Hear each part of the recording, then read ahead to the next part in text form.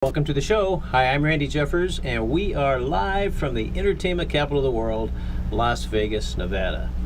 Well, we have a really special guest, Zion Jones, who has a brand new radio station just getting ready to launch. And tell us a little bit about what's the name of the radio station or the radio program? Yeah, it's Rock Life with Zion, Okay. Charging Station Radio. We're going to be launching on September 3rd here in Las Vegas. It's going to be for Charging Station West. Charging Station West. Yes. Okay. Great. Yes, and we have a Charging Station East that's going to also launch on September 1st. So we're really excited about it. I'll bet, yeah. Mhm. So what's the show about? Rock Life with Zion actually is about transformation of lives. It is a love movement. I'll be speaking on several different topics. So it's really transforming one life at a time. So it's a love movement, you said. Absolutely. L-O-V-E, love movement. Okay. Yes. Great. That sounds interesting. Mm-hmm. So what kind of guests are you going to have? Oh, several. Just all types of different genres we have. I have something called Mashed Potatoes, which is really awesome. It's for marriage couples. Talking about, we all start off in marriages as two hard potatoes. That's my concept. And to make mash, you do go through a process in different situations in that. So we'll be talking to married couples, also talking to singles who are looking to be married. Who want to be mashed. Yes, I want to be mashed. Preparing them for the mash. Right. Because it is a process. And so teaching them that process and being complete and whole before entering into the marriage. Very fascinating. So this all starts, once again, when? September? The September 3rd for Charging Station West. Okay. I also will be launching Rock Life with Zion also on that same day. Okay, so if we want to go listen to you, then where do we go to do that? You go to chargingstationradio.org. Okay, charging station radio.org. Okay. Yes. And then you can put /Rock Life. Rock Life. Yes. Okay. Mm-hmm. Great. And so this is how often is this going to air? It's going to air every day, 24/7. What we do with Charging Station West, we are promoting and advertising and bringing on new broadcasters who would love their shows as well. So we're doing a lot of that. Some of the advertising, people who have music, we're inviting them to submit their music so that it can be on rotation. We have a top favorites for singers, so we have a lot that's going over in that area. So anyone that has a video or any great music that they have done, we ask them to go ahead and submit it. We would love to have it to be part of our top 10 favorites. Wow, that's fabulous. So are you going to do some music yourself on your show? It's coming. Yeah? It's coming, yes. I'd love to be going to the studio and getting it down and so forth. But just watch out for that because that is in the near future. Wow. So we look forward to that. That's going to be really fun to watch. And sounds like there's going to be a lot of other new shows that are going to be starting up on the network, right? Yes, absolutely. Yeah. I like it to be a little different.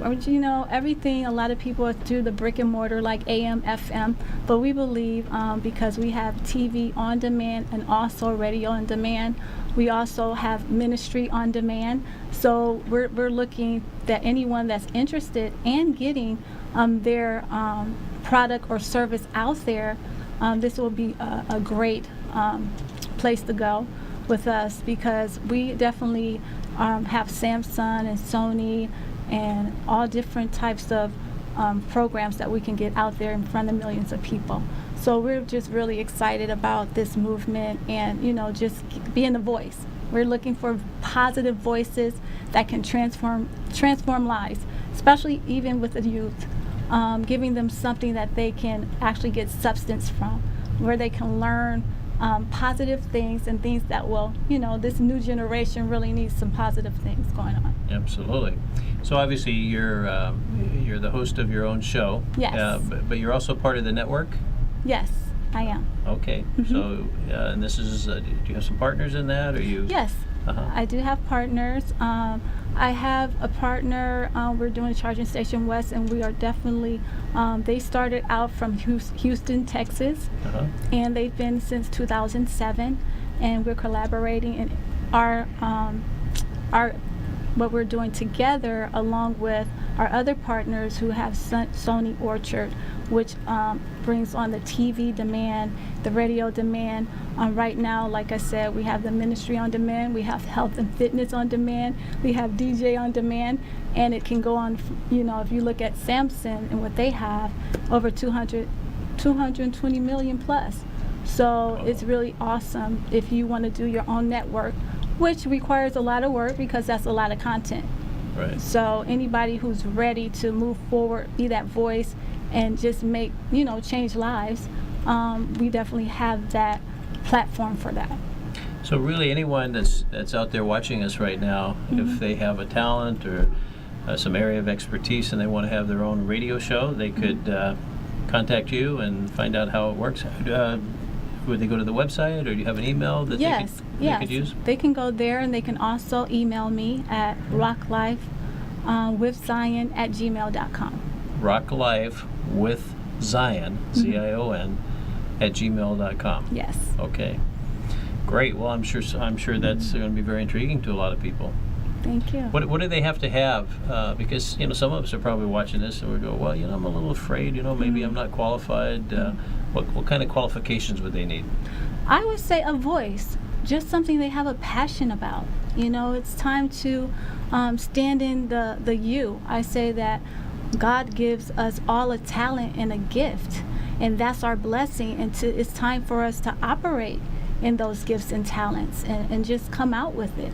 And be confident to know that this is your blessing to move forward. You know, this is a spiritual radio, even though we do take positive music, but we're looking for people who really would like to be a voice, to make change and feel comfortable and confident about what they would like to do. Very interesting. So let's talk about Zion Jones a little bit. What tell us about you? Me? Oh gosh, that's interesting. It's never so comfortable talking about myself, but I'm just grateful. I've actually originally from Ohio, and I moved to California and traveled quite a bit, and now here in Las Vegas. I like to say I've definitely been on this journey for a while because I am a transformational instructor. So I do counsel from married couples to singles to people with doing anger management and any of that. Anything that someone needs to actually get past that tunnel and see the light in a situation. So that all started where I'm at today, is being able to help lives and to give them something that they can press forward with in confidence, knowing that it's just not always the dark place, but learning to embrace the dark place and seeing the light in that. So I'm just really grateful I've been able to do all that. But right now, I feel like everything's going to another level in my life. Being able to be a help. We have Hydrate the Homeless that we do, which they can also see on the website. I'm going over different cities and so forth, and states, of course, because we have it in Houston and different places that anyone can be a part of that. That's Hydrate the Homeless. Yes, And so you're providing water, I'm yes, assuming? absolutely, providing water to Drinking the homeless. water. Oh, very good. So, you know, because of your mission, and it's directed at people that have gone through or are going through troubles and tribulations, I guess. How did that become your mission? Did you go through some things yourself, and your own misery became your mission, like a lot of people? That's interesting and very, very. That's wisdom right there. Absolutely, I believe we all have things that we go through, and learning to understand that pain is our teacher. You start to talk to pain. Pain is something that you actually have conversation with, and it tells you borders, things you like and what you dislike. So I've been able to go through a lot of different things, and these things are not here to conquer us. They're actually here for us to be transforming into greater dimensions in our lives. And a lot of people, we don't know how to do that. That's why some people have gone through the same thing that you may have gone through, or I've gone through, but that's why we're the bridge. And I thank God that, through the things that I failed and was able to get back up, He's taught me how to be that bridge so that you wouldn't have to go through it, but you would understand it and can embrace it and understand the wings that you have to fly from, that situation. Well, a lot of people, I'm sure, that are listening right now are, like all of us, we have things in our lives, right? And Yes. And most of us are not totally fulfilled. We're not where we want to be. We have things that are keeping us back. A lot of us are, we let the circumstances get on top of us instead of us being on top of the circumstances. But what, for those, let's say someone's hurting right now, and for those that are in that situation, what kind of advice would you have for them? What's the first thing they should do? I always say go back to the roots. For those who don't know much about prayer or maybe have a relationship with God, understanding that voids can only be filled with the love of God in your heart. We try to fill those voids with things, material things, with people, looking for love. But I say become love. And as you become love, you will draw love. That's why I tell even the singles, I said, don't go looking for something. If you become it, it will come to you. So I say to anyone that's hurting, learn to pray. Get to find out about your Creator, our Creator, because He's the one that created us. He's the one that knows us. And if you know anything, it's like when you buy a car or buy anything from the manufacturer, you always take it back to that place to get it fixed. He is the only one that can fix us. He is the only one that can complete us. So we can't look for anything outside of ourselves. We have to actually go to the Creator. And the first commandment is love God with all your heart, mind, and soul. And when you become to love Him, then you will love your neighbor as you love yourself. And when you're able to love your neighbor as yourself, then you have arrived, because that means that the flesh has to die, because we go through what hurt us is other people. Hurting people hurt people. We get offended. Someone does something to us that we don't like. How do we deal with this? And I say the Word of God is life. It is power. And so say, for instance, if something tragic or hurtful happened to me that day, I can read the scripture or recite the Word of God like Christ did when He was in the wilderness. And I would say, no weapon formed against me shall prosper. I would start quoting scripture and it makes me live. And I surround myself around people who have the Word in them. So then when I need prayer, because we all go through things, we need that great company or people we can go to say, okay, you know what, I'm going through this. And you don't even have to even say it. But the Spirit is so strong, they'll start praying the answer. So really just getting around those people who can build you, people who truly love you unconditionally, meaning that they're going to be there for you. That's how you can tell who your friends are, but you got to discern that you're around the right people, because there are people actually that can bring you down and be the cause of what you're going through. So, a lot of us are around people that really are the cause, as you say, and they're toxic in various ways. And so what do you do when you're surrounded by people like that?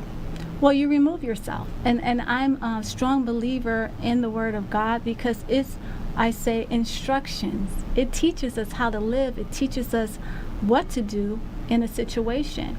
So if you're around toxic, it even tells you, don't throw your pearls in front of swine.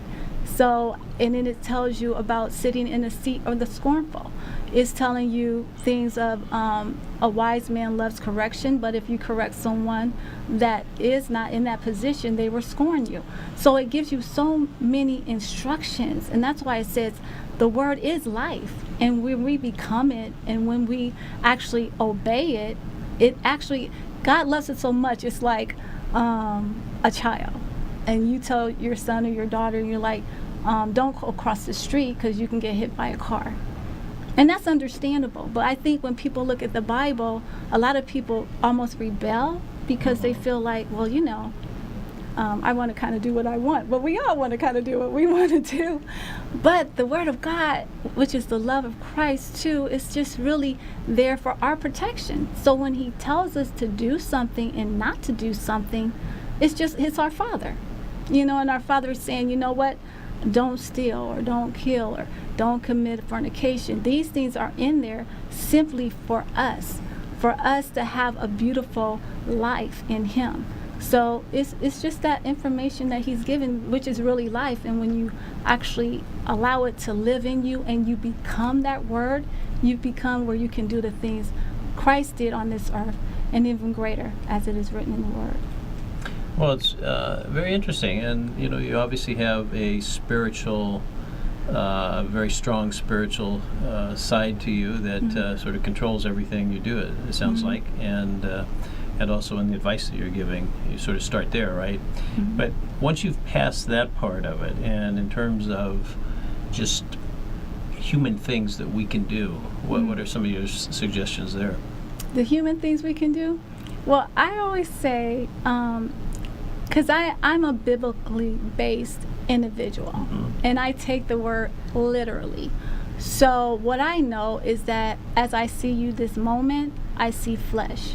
But I know that you are covered, the flesh is covering a spirit, who you actually are.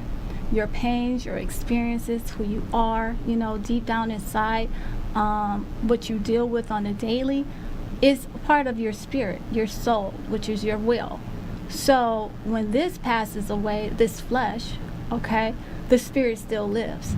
So a lot of people say, well, what about the human part? What, flesh part? Well, the flesh is like, to me, is the earth, okay? And then the spirit in us activates and generates and can overcome this earth. Because we are to have dominion over the earth. So we are to have dominion over this flesh in the spirit. Like Paul said, he said, even though I do good, the evil of presence is always around me. Okay, he's just saying that flesh, it has certain things in it that actually war against my spirit, and that's why I'm saying it's important to know your word so that you do not actually succumb or conform to that flesh that's trying to get you to do those things that are in error. So go back to your question, is that I know and believe that we are a spirit being first, because it depends on which one you feed. You can feed the flesh or you can feed the spirit. We feed the flesh with things of this earth, of this world, whether we're conceiving the notion of our government or our lifestyle or the way we do things. That's that.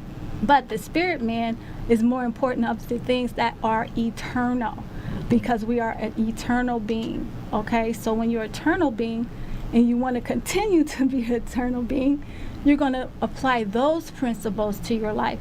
I tell people the most important journey is your inner journey, and it takes the things outside to get you to the inside. Whether it's hurt, whether it's excitement, you go always on the inside and you evaluate that. So we have to live that inner journey, which is the most important journey. And so how's your energy, your inner journey? Awesome. The inner journey sounds like energy almost. I know, it does. Yeah. And it does have an energy, so maybe that's why. Yeah. My inner journey, because I always, like I said, like you can see the spiritual love that I have for God is my passion. It's my passion.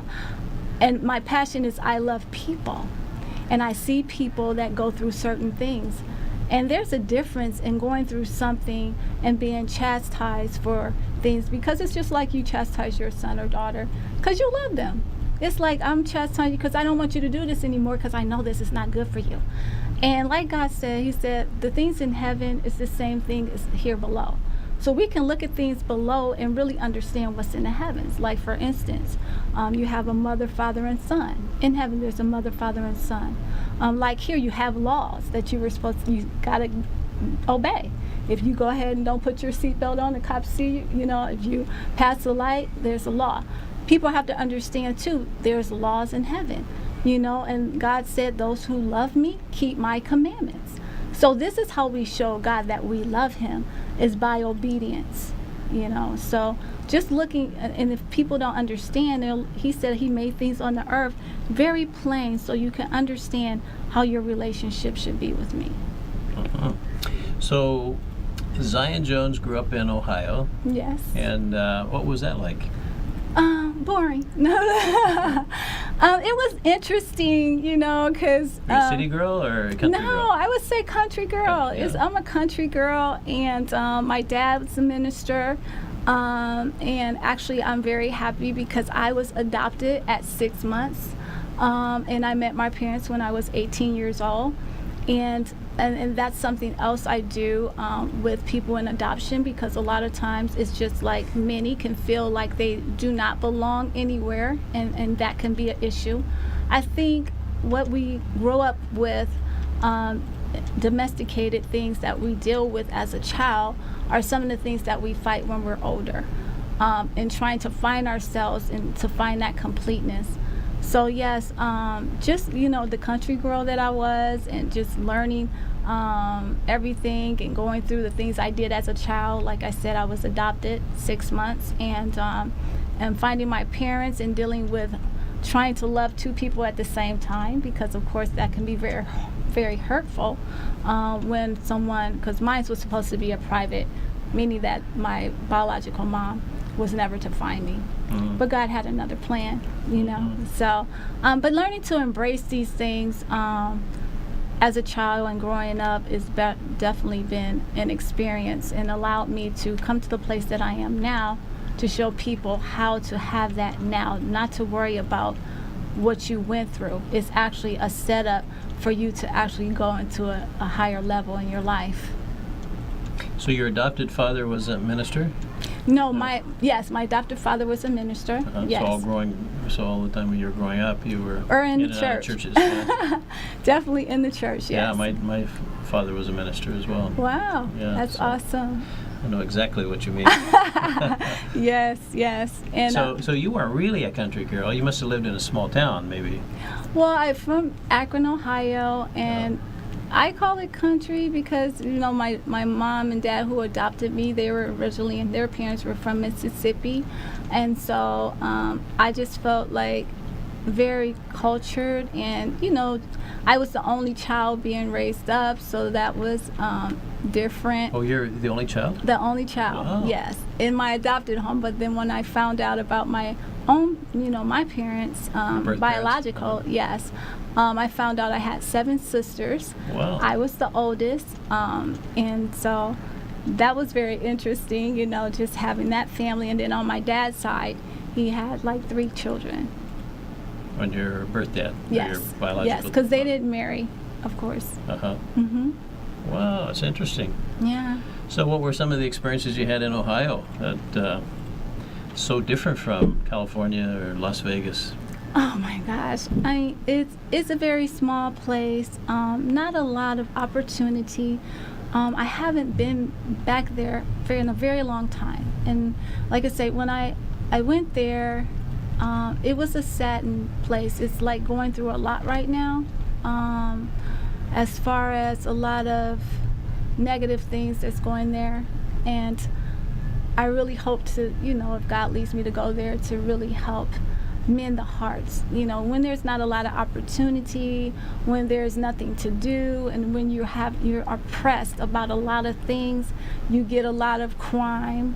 You get a lot big time crime, because people just, they have nothing to live for, you know, and I just want people to know, look, you do have something to live for, because that's why you're here. That's why God created you, and you just got to find out what it is, and you have to stay focused. That's why I said the Word, which is the life of God that permeates and exudes through you, will activate that. It will make you feel like yes, and then you have the people who will sow good seeds in you, because we're where we take seeds. Like, I can say something positive to you and it can change your whole life. You know how they used to say sticks and stones may break my bones, but words will never hurt me. That's the biggest storyteller you can ever know, because words can kill you. I mean, even in the Bible it says life and death is in the power of the tongue. So we are accountable for every word that we say. So it's very important that we use our words wisely, and that we would use them to build and not to break down. So, other than biblical characters, who would you say are your biggest mentors? Who do you respect the most? Who do you listen to? Do you like to read, or follow? I love to read. I do love to read, but you pulling me from something that I am, so I don't even know what to say. But I do. I've read some books by Annalise Guerin. I love her books because they're so positive, but they're totally spiritually based. But it teaches you about being, just becoming love. That's really what her book's about. It's really, when you become love, you're not offended like you normally are. You're not easily to be hurt like you would normally be. It just teaches you how to embrace all things and know that when something happens in front of you, you don't have to conform to it. I have the power. If I let you hurt me, I've given you the power. I have. I can't say, oh, you made me mad, because you don't have the power to make me anything. I have to give it to you. So that's what this love movement is about, unconditionally loving one another, because people may hurt you, but can you love them through that hurt? Well, let's talk about that for a minute. Sure. Because you mentioned that a couple of times, and the whole field of love is very intriguing. And the Greeks have a number of words for the word love. We just in the English language we have one word that sort of covers a whole lot of things. And we sort of know when we say that word, kind of what we're talking about, but not always.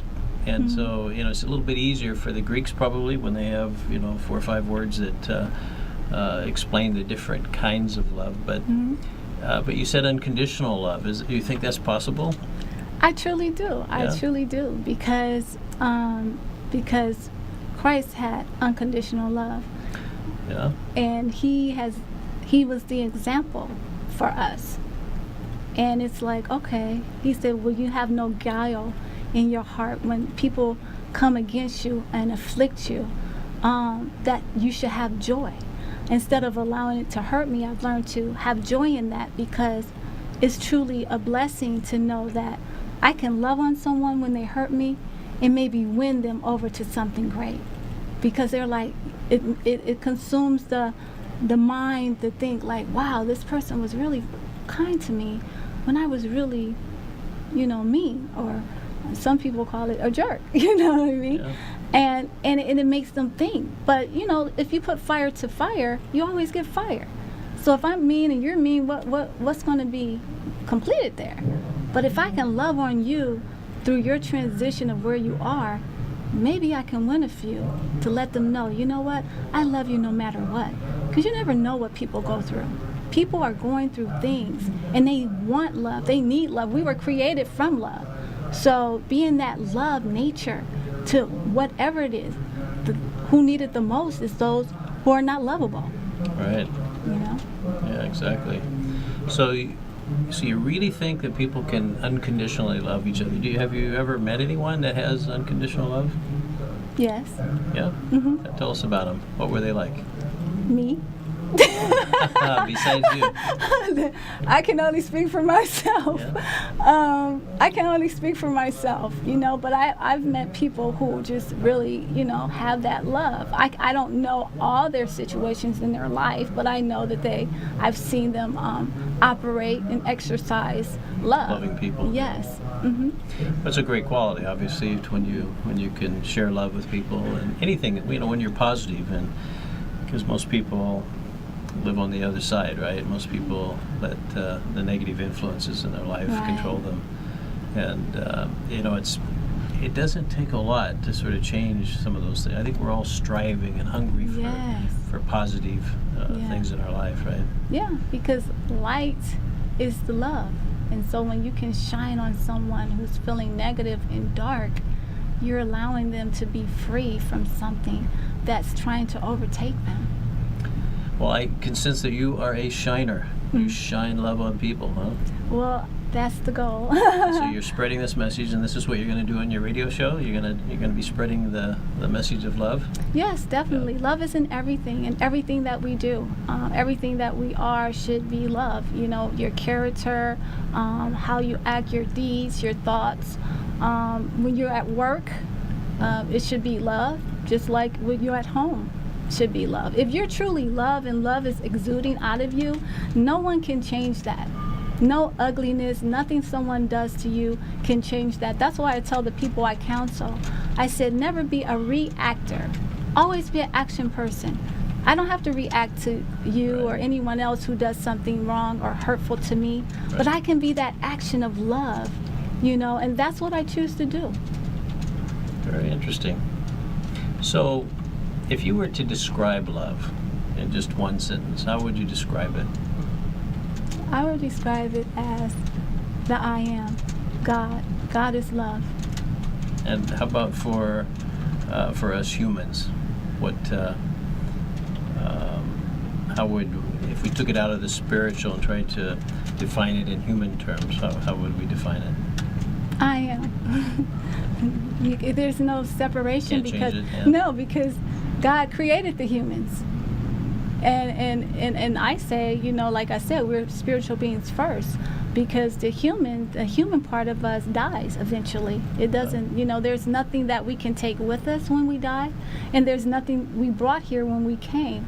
So that's why I said that inner journey, that spiritual self is important. And the love is God, because He created you. He created us because He loved us. And so if you go back to the root of love, and understand that, like you were saying, the Greeks had 4 different ways to express love, but God is the expresser of all love.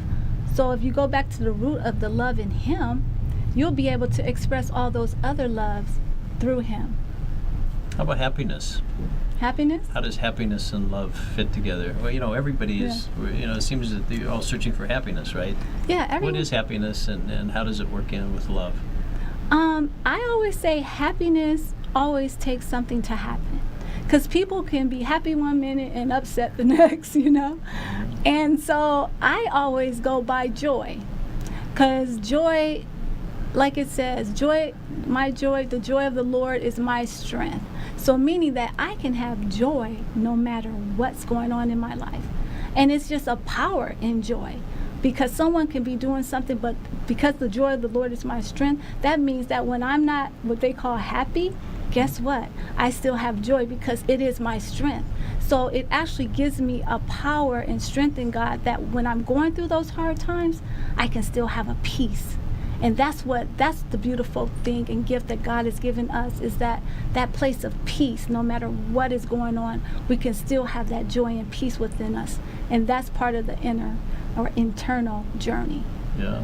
Well, you know, there's probably somebody watching us right now, right out there, that has some bad things happening in their life. They don't know, you know, what to do. They don't know what the next step to take is. They're just sort of lost. And, you know, it's sort of like maybe they're at a fork in the road where they could go off where some really bad things could happen, or they could go into another direction that is more like what you're talking about. What just look in the camera and give them some advice. What would you tell them to do?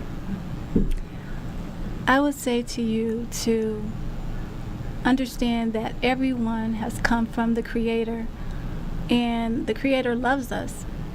He loves us and allows these things, because a lot of us don't understand why things happen to us. Why me?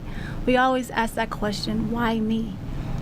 But it is really these things that can happen to bring you to come into the internal, to understand you, to understand your Creator, so that you can pray and make that relationship with Him before anything else can go to another level in your life. So what I would say to you is to pray, get to understand your Creator who loves you, and reach out to people that you know that are positive, that can pray with you. I would love to pray for you. You know, you can email me, write me, anything that's on your heart, because a lot of times, sometimes it takes two. One can't sometimes go by itself, and the enemy wants to get us by ourselves so that we become feeling attacked and no one cares and no one understands. But that's what family is for. That's what love is for. And I would love to just pray with you, let you and remind you of how great you are, because you're here for a purpose, and maybe not know what that purpose is. And those situations is really there to call you, to get your attention on what really it is that you have in you to be an overcomer. Very good advice. That was great. That was fabulous. Well, let's talk a little more about you. Let's say 5, 6, 7 years from now. What do you think Zion Jones is going to be doing? What's your life going to be like? Oh, only God knows. He knows. 'Cause What would you like it to be like? I would love to, with this love movement, to transform one life at a time. You know, to let people understand that the things that happen to us that we do not quite understand is not there to crush you, but to be a pillar. You know, and to build a love movement because unity is power, and a lot of us to come together and to help those, whether it be the homeless, whether it be someone in a domestic violence situation. It's all kinds of things that's going on right now. There's a lot of people hurting right now, and love is the only thing that's going to be able to transform that. Yes. Yes. You know, you should have been born in the 60s, or you should have been of age in the 60s. When the whole love movement, the love generation was here. You would have fit right in, wouldn't you? I know. You could have put a flower in your hair. And That's so cute. it would just be perfect. That's cute. I grew up in yes. that time, you know. It was a Yeah. really interesting time. But where's those flowers? Yeah, You well, got any left? Nobody wears them anymore. No more, no. But it was an Okay. interesting time to grow up, and you know, that Awesome. generation changed the world in a lot of ways. Wow. A lot of ways. Not always so good, but a lot of good came out of it, I'm sure. Yeah. Well, if it's a blessing, we will hope that it will do the same now, you know, and maybe it's the call back to, you know, transform the lives of others, to be that love example. And I just truly believe, you know, like you said, 5 years from now, there's going to be a lot of joyful hearts, strong people that can be an overcomer in their situation, and also be a hand to uplift others that have gone through the same thing they have, Right. with an answer. Oh, that's wonderful. Well, you really are an amazing person, and I Thank just you. love listening to you. But tell me this, if you would. Who do you want to say thank you to in your life for getting you to where you are so special like you are? Well, of course, I can only say first thank you to the Most High God, because without Him, I would not be able to be who I am and be able to be what I can do to help others to overcome in their lives. Because He is the one, like I said, the one that fulfilled the voids in my heart. He's the one that completed me, so that I had to no longer search for love, but actually become love and let it exude out of me, so that I can be the love movement in other people's lives. Yeah. How about out of the human, the group of humans that have been involved in your life, cross paths? You know, I can say the people like my sisters and brothers, who I can go to when the trials are and the tests come, and they can talk to me and they can pray with me, and we eat and we laugh, and it's really because life is family. Family is the most important you can have. And sometimes you will have blood family, and then sometimes you have your church family. And sometimes church family can be better than blood family. Sometimes. So just like I said, you have to find that circle of love, the people who really believe in you and trust in you, and give you something beautiful so that you can soar. So you met your siblings when you were grown up, it sounds like. Yeah, I actually met them when I was 18. Uh-huh. Yeah, and it was a cute little story. I don't know if we have time for it, but Sure. It was funny because I was working in a fish market at the time, and this wonderful lady came up and she was like, can I get a fish? And I said, oh, you want this one? She said, oh, no, sweetheart. She said, let me have that one right there. And I was like, oh, she's so sweet. I mean, she was just so sweet, like honey. And I gave her the fish, and she turned around. I was like, man, I wish she was my mom. It was just something about her. I was like, oh my gosh, because she's just so sweet, like honey. And so it had to be a couple weeks later, or so, maybe a month or so, this same lady with 5 little kids came up to my door.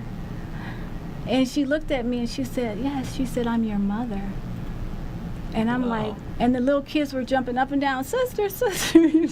I'm like, oh my gosh, it was the same lady. And then my adopted parents were there in the door, and it's like, come in, because you don't want all the neighbors. It's like, and it's a hurtful time at the same time, because Yeah. I have joy in my heart, because Mixed emotions, sure. yeah, this connection, but then I'm like, oh, I don't want my parents who raised Right. me to feel hurt, so it started from there. She said she found me, it was at a Berean store. If anybody knows about those stores, it's like a Bible store, and she found lost and found card. It said, if you lost anything, you want to find it, to call this number.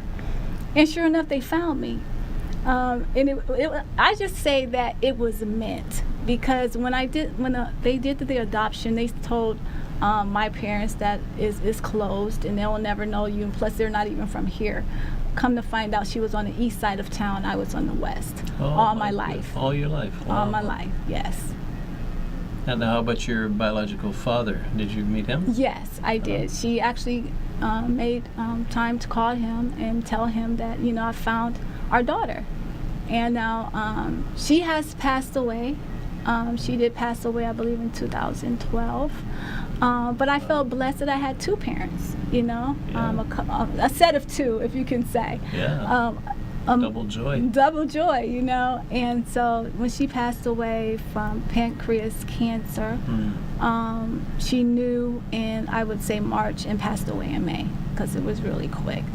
And I felt like she handed the baton to me, because she loved God with all her heart, and we wasn't even raised together, and we laughed the same, we talked the same, and it's so funny because the genes is just really the genes, it's really in you. So she was just a beautiful, wonderful mother. Wow, that's fabulous. So your siblings, now your new siblings that you, Yes. I guess you've been with them for quite some time now, but you're very close? Yes, I love them. They're in Columbus, Ohio, and they keep me being an aunt, for real, because I have a lot of nieces and nephews, and just a beautiful family. We stay close as sisters. Of course, we miss our mom, because she was really the anchor in Yeah. the family. She was similar to myself. Just keeping that word and feeding her children with that, knowing that that's the only thing that would sustain us. Oh, that's great. Now, we only have about a minute and a half left, but Okay. I understand you have a wonderful daughter. Yes. Tell us about her. Christy, she's such a blessing. Christy, she is a beautiful daughter. She is a writer and an author. She has a book that's coming out. She did have a book on Amazon called Ace. Now she's doing one, Unstoppable of Time. So Wow. she's an excellent author. She's getting her books out. We're looking to make them feature films and television. So she's she's You must a have joy. been 3 whenever you had hers. I was. How'd you know? That's cute. You don't look like you're anywhere near old enough to have a daughter that's grown and is Yes. an author. Yeah. Yes. Thank you. That's Thank wonderful. You. Thank you. So we have less than a minute. Mm-hmm. Say something. What do you want to say to your daughter? Christy, I am so proud of you and what God has put you, a talent in you, and that you are actually working in that talent to also be a blessing to people's lives. It's about purpose and understanding your purpose, moving in that purpose strong and confidently, no matter, just keeping focused, no matter what's happening, that's the distractions, but you're pushing forward and you're going to do great because your heart is right. Oh, that's fabulous. Well, I don't know where this hour went. It went so fast. But Zion Jones, thank you. It's so great to know you, and Well, thank thanks you for for being with us inviting and me. sharing. Thank you. Great. And we'll see you next week, same time, same station. Bye-bye, everybody.